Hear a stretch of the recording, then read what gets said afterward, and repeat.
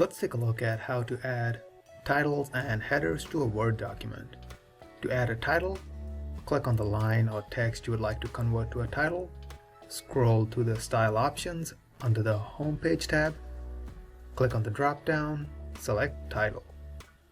This will turn the text to a title.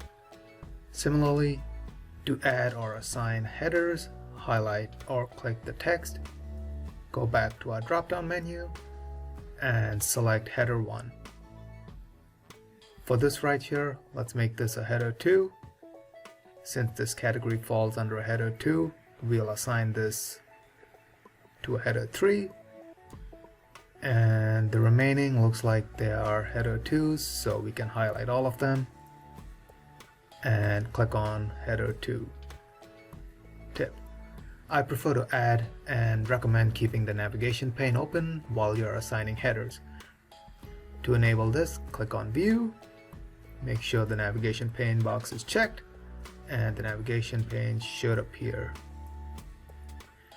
The navigation pane lets you visualize the contents hierarchy and the structure of your document. It also helps with the content organization. With the navigation pane open, I can navigate through the document or jump from one heading to another with ease. And that is how you add titles and headers to your Word document.